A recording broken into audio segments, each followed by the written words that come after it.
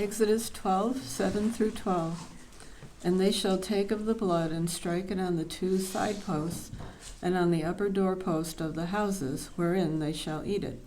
And they shall eat the flesh in the night, roast with fire and unleavened bread, and with bitter herbs they shall eat it. Eat not of it raw, nor sodden at all with water, but roast with fire, his head with his legs, and with the puretance thereof.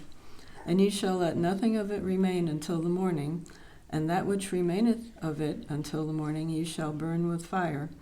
And thus ye shall eat it, with your loins girded, your shoes on your feet, and your staff in your hand, and you shall eat it in haste. It is the Lord's Passover.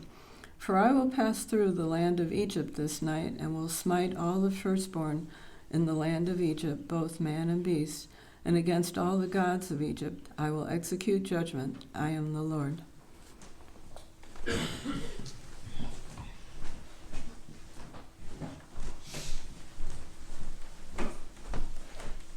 Good morning. You guys can go ahead and open up your Bibles to Exodus 12. I promise we are going to get to communion before it firmly ferments. With that, there's some ground that we have to cover before we land in Exodus chapter 12. There's a lot of things that take place between where Kyle left off and where I'm picking up. So I kind of want to get us all onto the same page a little bit. And I know it's customary to kind of share a story and kind of lean into that idea of relatability of where we're going. We're going to do something a little different this morning. I would like you guys all to just close your eyes with me for just a few minutes. And I want you to kind of think of what it would feel like to be in bondage. We're talking about the Israelites who went from a period of prosperity and relatability with Pharaoh. Everything was going well for them. They were fruitful. They were multiplying. Things were fantastic. Now there's a shift in the political structure. They've got new pharaohs. That relatability is gone. And now slavery ensues. So here we have a group of people that are doing their best that they can to be faithful to the accounts that their fathers had passed down to them. And they are finding themselves in bondage. Slavery. Every day they're beaten, they're battered, they're bruised. No matter what happens, life does not seem to go their way. The one joy that they possibly may have is they have an abundance of new babies being born. They're multiplying. They're living out that prophecy that they would be like the grains of sand and the stars in the sky. The one joy that this group of people have in all their hardness and all their difficulty and all their death. Pharaoh now comes in and says, we're going to have population control. All of the male babies need to be murdered, cast into the river. So the one joy that this group of people have is now even being taken. And in the middle of all of that, they are still fruitful and multiplying. Some accounts, some mathematicians and historians estimate that at the time that Moses returned back to Egypt, the Hebrew nation registered somewhere between 2.5 and 3 million people. That's about the size of the city of Chicago. So we get lost sometimes in thinking that we've just got a small group of people, but we're dealing with 2.5 to 3 million people sitting in this community that are being beaten, brutalized, murdered. Whatever the slave masters want them to do, that's what they're doing. So it's easy to think that as this progresses that maybe some of those accounts that they hear from their forefathers that were passed down. Remember, there's no Bible, there's no scriptures, there's nothing written down. The covenants that were made with Abraham and Isaac are being passed down verbally from generation to generation. That I would think that by a time that maybe some of these accounts feel like distant memory. Maybe some of these accounts, maybe some of this mindset that we're going to be our own sovereign nation and we're going to be delivered from our bondage starts to drift away. What we know is bondage. What we know is brutality. What we know is that no matter what we do or how well we think we're doing, our life just keeps getting harder. It would be easy to think that maybe there's no deliverance coming at all. we're going to fast forward and we're going to get to that end of that 400 years because now things are starting to change. And they weren't all in bondage for 400 years. They had a big period of prosperity in a very fertile land. Bondage came somewhere in between there, and it was brutal. They were living out the most horrific acts of human violence against these people. And they had no ability to stop it. So at some point I would believe you just have to go, no. It's just another day. But we know that things are about to pick up. Moses is back on the scene. He's meeting with Pharaoh. You'd have to believe that there's some level of uptick in emotion here. Something's happening. We've got an audience in front of Pharaoh, but it doesn't matter how many times Moses goes in front of Pharaoh. Things just get harder. We know that Moses had an opportunity to tell Pharaoh that God was commanding him to let the children of Israel go out into the desert so that they could worship him. Pharaoh wasn't impressed. Time and time and time again, Moses would go in front of Pharaoh.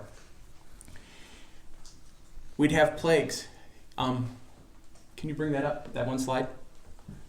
We're not going to go through all of this in detail, I promise, or we'll be here forever.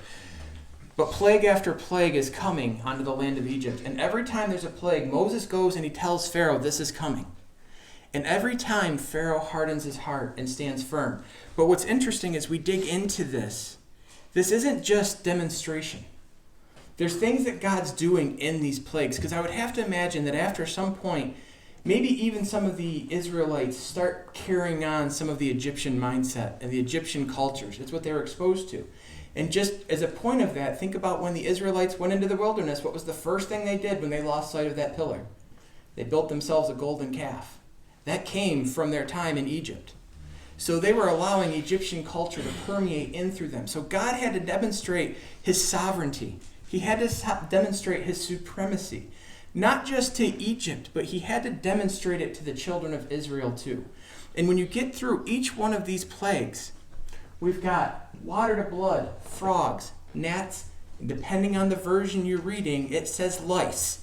I don't know if you think about the idea of a whole bunch of sand turning to lice and that's what you're dealing with. Yeah, see, everybody's head's going to start itching here in 30 seconds. I'm watching to see who goes up and starts to scratch. Flies, livestock, boils. And then sometimes those words boils in those texts mean a little bit more painful things than what we think of as just open sores and in areas that are not super comfortable. And this is what they, time and time again, these plagues are coming. But what's interesting is that every one of these plagues is a judgment against one of the Egyptian gods. If you walk through and look at it, and it's on the screen, and we'll send it out to you via email, and there's some paper versions up there if you want, there's an alignment between a plague and an Egyptian god. When Moses turns the water into blood, he's going after the god of the Nile, Hapi, taking its source. Now, the interesting one here is Pharaoh's magicians were able to counter that. But as the plagues pursue, their ability to counter things was starting to diminish. So plague after plague after plague is an assault on Pharaoh, an assault on the Egyptian gods, and proving to the Egyptians that those gods aren't God. I'm God. And I'm here, and I am sovereign. So he had to go through this period of time. What's interesting is you know that I only have 9 plagues listed up here. There's a 10th one that's coming, and that's what we're going to talk about this morning. But before we get there, I need to kind of just fill you in on a little bit of political history, if you will. You see, Pharaoh wasn't just a political leader. He wasn't just some king. He wasn't just some emperor. In the Egyptian culture, Pharaoh was a god. Pharaoh was the link between the Egyptian deities, and they worshipped a bunch of them. Pharaoh was the link between the Egyptian people and the Egyptian gods. And he was given that mindset that he was a god himself. So imagine that you've got this guy coming in front of you, threatening you with all these plagues. Every plague that's happening is uncomfortable. The people of Egypt start kind of rallying around Moses a little bit. The people start rallying around Israel. But now my authority is in question as Pharaoh. Because if this continues and this is going on, my ability to say that I am Pharaoh, meaning I am part God myself, starts to come in question. So you can see where psychologically this heart starts to harden. Parents, have your kids ever come to you and you know they're right with something, but the more they argue with you, the more you dig your feet in and like, no, no, no. So when we think about why is Pharaoh hardening his heart, there's a cultural context to this. See, Pharaoh was aligned with keeping the balance between the judgment of the Egyptian gods and how well Egypt was doing. So if things started to fall out of order, it was up to Pharaoh to make sure that things were getting put in order. He was supposed to be the mediator. He was supposed to be that thing that brought balance. And now you've got this 80-year-old Hebrew standing in front of him, threatening that very level of authority. And not only that, the Egyptians had become accustomed to having 2.5 million slaves. We can build all of our buildings. We can build our pyramids. We can build our structures, our grain houses. All of those things that we think about that made Egypt great, we're losing our workforce. So there's a whole bunch of cultural context in here where Pharaoh is just doubling down. And he's digging in deep. He's not relenting. I would imagine that the plagues being delivered are starting to shake the confidence of the Egyptians and their leader. I would believe that that's just going to start to manifest itself. He's got to start hearing rumors of that. So that he starts to, again, double down on the slaves. Makes it harder. Timeline of the plagues is not necessarily well laid out in the scripture. Some historians believe that it's anywhere between 40 days to 10 months. So again, thinking about this point that we've been here for 400 years, Moses is here, but nothing's happening. We're enduring frogs. We're enduring locusts. Where our work is getting harder, things are not getting better. Again, I would start to think that our confidence maybe starts to get shaken a little bit. Either way you look at it, nothing's changing. Until the final plague. God's got one more plague that he's going to bring. And this one is a doozy. This one is in a direct attack on Pharaoh himself. See, he's been judging all of the other gods. There's been one link to everything. Pharaoh has been able to hide for most part in his palace. He's been untouched. The people have had to suffer. Pharaoh really hasn't had to suffer much. Pharaoh hasn't really had to endure. He's got plenty of food, so whatever happened with the hailstorm and the wheat, that's not really impacting Pharaoh. Whatever's happened with the livestock really isn't impacting Pharaoh because Pharaoh still gets to eat like a king. This last one, however, this one is going to directly attack him. In chapter 11 of Exodus, God tells Moses that one final plague is going to compel Pharaoh to release the Israelites from Egypt. And it's the death of the firstborn. God calls it out a chapter in advance. This is what I'm going to do. He counts the fact that there's going to be a massive amount of wailing in Egypt. That no one in Egypt will be left untouched, not even Pharaoh himself. Livestock, people, the entire nation is about to fall under this one final judgment. But he also tells Moses to go ahead and go talk to the Egyptians. Ask them for gold and silver. Through all of the plagues, the Egyptian population was finding favor with the Hebrews. They started to align with them. Moses was starting to become a bigger rallying point than Pharaoh themselves. See, he was looking more like a hero, so they were all too willing to cast gold and silver on this group of people. What's amazing is that when we think about how much gold was used in the idol, how much gold and silver were used in the tabernacle when they first built it, when they were wandering around the desert, I'm telling y'all, the Israelites left loaded. They were carrying treasures and gold and silver out in wagons and as much as they could carry. They did not leave poor. Moses goes and he warns Pharaoh in the court about the impending plague. Midnight, every firstborn in Egypt, from Pharaoh's heir to the lowest servant's child, even the firstborn of all the livestock, is going to die. It's going to cause unprecedented wailing throughout Egypt. However, the Israelites and the livestock, God tells Moses, you're going to be untouched. It's not going to impact you. because now I'm going to demonstrate that you are my people. And that I'm sovereign over all of the land of Egypt. I'm sovereign over all their gods, and you are my people. So I'm going to protect you where there's no other protection left to be found in the rest of the land. Moses goes and warns Pharaoh what's coming, and what happens? His heart continues to harden. Pharaoh is continuously doubling down. God, at the beginning of chapter 12, instructs the family that each family would pick out a lamb or goat that was 1 year old with no defects. So they wanted that flawless, perfect lamb. And if they were too small of a family, they were to share a lamb with another family. Nothing needed to go to waste. We weren't doing one lamb for a 2-person table. We weren't doing 2 lambs for a 10-person table. We were making sure that whatever families needed to be at that table, whatever families needed of that lamb, the families were to share. They were also instructed to take special care of that animal until the evening. And they would sacrifice the lamb at twilight, which finally brings us to where we're landing in chapter 12. In verse 7, they're to take some of the blood and smear it on the sides and the tops of the door frames of the houses where they're to eat the animal. This blood, this shed on the side of the doorpost, it's representing innocence and substitution.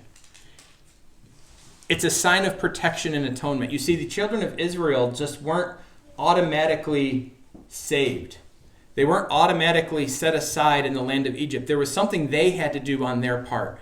They had to sacrifice this 1-year lamb, this perfect lamb without defects. And not only did they have to sacrifice it, they had to make sure that their doorway or their walkway was covered with the blood so that they would walk under that blood for protection. See, if they didn't walk under that blood and shut the door behind them, they were going to fall victim to the same fate that Egypt did. And if they missed that step and they didn't get that blood on that doorway, that house wasn't saved. It was a sign of action on the children of Israel that they had to take. It wasn't just hunkering down and waiting through the night. But this blood also signified how the Israelites' obedience to God was also having to be lived out. Like I said, they had to do that step. It marks the households as set apart. God distinguished his people with an outward sign. And they were all too willing to have that outward sign. And I want to just point out here, we've done a lot of studying up to Moses on this point, and I'm going to be completely honest with you. Moses doesn't have a whole lot of part here to play except being a mouthpiece. Moses isn't out around the street walking and checking on doors and making sure people are in and knocking and stuff. He's in probably with his brother's house and under the same protection of the blood that everybody else is. There's nothing that's distinguishing Moses from the rest of the people of Israel at this point. In verses 8 through 10, that same night they must roast the meat over a fire and eat it along with bitter salad greens and bread made without yeast. Do not eat any of the meat, raw or boiled in water. The whole animal, including the head, legs, and internal organs, must be roasted over a fire. Do not leave any of it until the next morning. Burn what is ever not eaten before the morning. So, we all, Mike makes the joke, God likes a good barbecue. Like, we know that God likes barbecue because everything is supposed to be roasted and fired. There's actually a point to the reason why God's instructing them to cook it over fire now. Have you boiled meat? Like, you cook a Sunday roast and you put that water in and it's like a 4-hour process to get it nice and brown, or you can get it braised and all those things. It's a timely process. You could take that same roast, throw it open and over a grill, in 20 minutes you're eating dinner. The symbol of fire here was a sense of urgency. To cook it quickly. We're not slow rolling our way through this feast. We're not going to just move and have a merry time with this. You're going to cook it and it's going to be fast. The unleavened bread symbolizes purity and readiness. They don't have the time to let the dough rise. All of this is about haste and urgency, and God is manifesting that through these instructions with the Israelites. The bitter herbs that they're supposed to eat. I like bitter things. Does anybody? But most people aren't a fan of bitter. That's usually that one taste that you put in your mouth, and it's that, ooh. You know it when you get it. Thinking about having to eat a meal that's bitter. That's a direct reminder of their time in slavery and bondage. That time is bitter. It was hard. but we needed to remember that time, and God wanted them to remember that time. This Passover meal wasn't just a one-and-done thing. This is the ground rules for everything that the Hebrew nation, the Israelite nation, would take forward. It was actually going to be the start of their whole new calendar. What God was doing in this meal, what God was instructing them to do, was something that they were going to take with them and pass on to generations and generations. And it's easy sometimes to get generations removed and not remember what our previous generation went through. You know, it wasn't that long ago here in the United States, we could pray in school. We could talk openly about our faith in God and have our Bible. There's people alive that remember that generation. It's been a generation, and we see a whole different culture. We see a whole different mindset. So God was preparing them to be able to pass this down in this remembrance of what that bondage felt like, what that bondage was supposed to be. In verse 11, these are your instructions for eating this meal.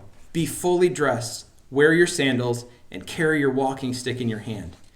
Eat the meal with urgency, for this is the Lord's Passover. I remember going down to my grandmother's house in Virginia, and I loved my grandparents except for the time of when it was dinner time. Because I would help wash dishes, and I couldn't help wash dishes until everybody was done with dinner. Me and my brother, we would eat our plate because in our house, if you wanted seconds, you had to hurry up and eat your plate to make sure that you were racing to get there before anybody else did. My grandmother would take an hour to eat a hot dog. And she had no qualms about going slow. She was going to enjoy every bite. She was going to sit and chit-chat. She was going to sit and talk. For my grandmother, dinner was social hour. This was not what God was instructing this group of people to do. It's not social time. It's not about checking in with everybody and how's your day. And sitting and enjoying the whole meal was supposed to be eaten with urgency. And this was because God was telling them is y'all leaving tomorrow. So after 400 years of being in this foreign land, after however long you've been seeing these plagues taking on, things are changing tomorrow. So we need to have a sense of urgency that you're ready to go. When Pharaoh says it's time, y'all need to hit the road. You need to hit the bricks. So they were setting this meal up in preparation and in haste of leaving. Verse 12, it says, on that night I will pass through the land of Egypt and strike down every firstborn son and every firstborn male animal in the land of Egypt. I will execute judgment against all the gods of Egypt, for I am Lord. That's how I get to that table that was up there. Because God said that's what he was doing. I'm bringing judgments against the gods of Egypt, and I'm bringing judgment against Egypt. It demonstrates his authority and power over not just Pharaoh, who again was considered a god, but he was the link to the Egyptian gods. And the plagues were acts of divine judgment, revealing futility of worshiping false gods. I know I've grown up in the church a lot, and I've heard people say that it took 40 years for God to remove Egypt out of Israel. So while they were wandering around for 40 years, it took God that long to get Egypt out of their mind, Egypt out of their culture, Egypt out of their way of life. And that parallels Moses. Moses was in the wilderness for 40 years before he was called back to go to Egypt. So you could say the same thing might hold true. Moses had to detox for 40 years before God could actually use him. That was so ingrained. Verse 13, but the blood on your doorpost will serve as a sign, marking their houses where you are staying. When I see the blood, I will pass over you. This plague of death will not touch you when I strike the land of Egypt. The Israelites were safe because of the blood on their doorway. That blood represented a substitution of judgment. So what Egypt was experiencing with the loss of their firstborn, their sons, their livestock, Egypt was going to be set apart from, but it cost them a lamb. It cost them the blood of a sacrifice for them to enter into, for them to be marked safe. As I said earlier, they had to do something. They couldn't just partially do these instructions. They couldn't hang out at Bob's house next door and eat dinner with him and then go back into their house and think that it was okay. Their door frame still needed to be covered with that marking and that blood.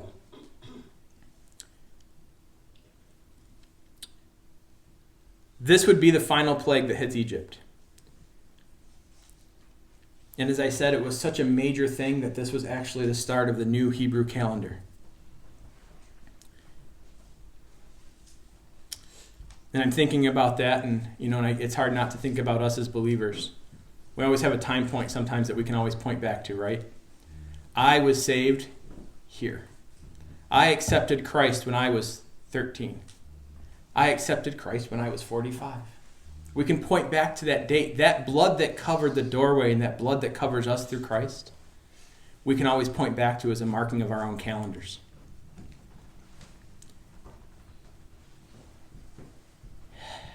After 400 years, Pharaoh would have no choice but to let the people go. Bondage and slavery for the Israelites was over. They'd be free. They were set to hit the open road. They were set to go out into the wilderness. But it took that blood of a lamb for that freedom to come. We can see this connection to Christ very easily. It's not a long stretch to get there. The dots pretty much connect themselves in this situation. John 14:6, Jesus told his disciples, I am the way, the truth, and the life, and no one can come to the Father except through me. You see, for the Israelites, they had one path to freedom, and that was under the blood of their doorway. It was their action of submission to God in this moment of his sovereignty that allowed them to have freedom. For us to be free, for us to be saved and delivered, we also have to be under the blood. We've got to pass through that blood. There's no other way.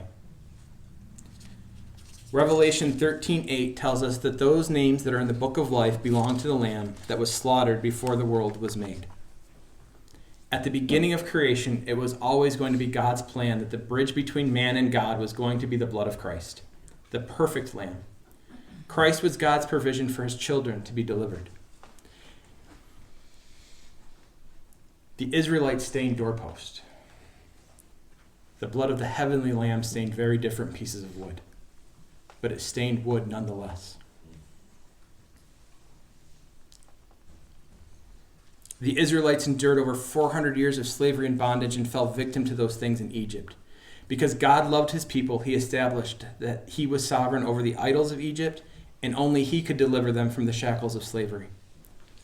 That's still our God today. Our shackles look very different, though. We're not bound in chains, at least physical ones. But we're bound in spiritual ones. We're bound in mental ones. We carry the things and the decisions we have of the past with us daily. We fight the voices in our head that tell us that we're not good enough, that we can't stand in God's presence, that he can't love you, and he could never forgive the things that you've done in your life.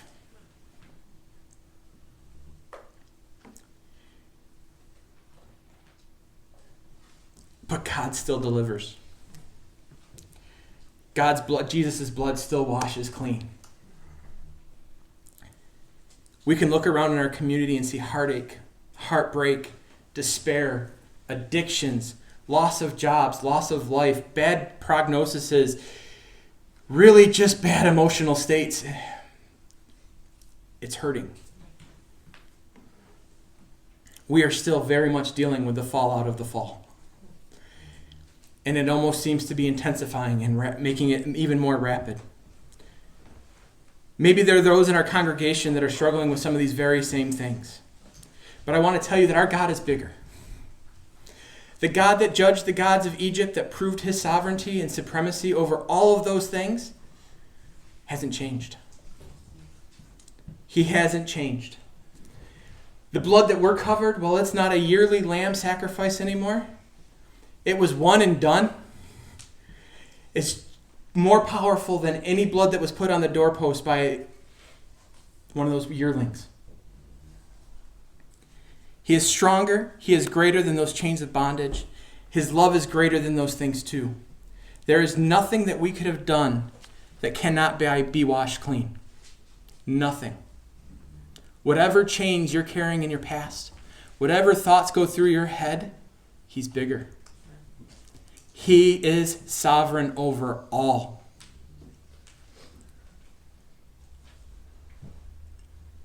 Whatever chains are weighing you down, you don't need to carry them. I asked you guys to close your eyes and think about that bondage. And my guess is you were probably thinking about chains and whips and hard living. How many actually thought about the spiritual chains? We're all struggling with it. We all have things we carry. I want to leave you with this point, and then we're going to jump into communion. The Israelites stood safe and sound behind their bloodstained doorways, dressed and ready to leave their bondage behind. But because of the blood of Christ, we can do that as well. Now we're going to enter in. I'm going to have Brad come up, and we're going to enter into some communion, and then I think it's still grape juice. I don't think it's wine yet.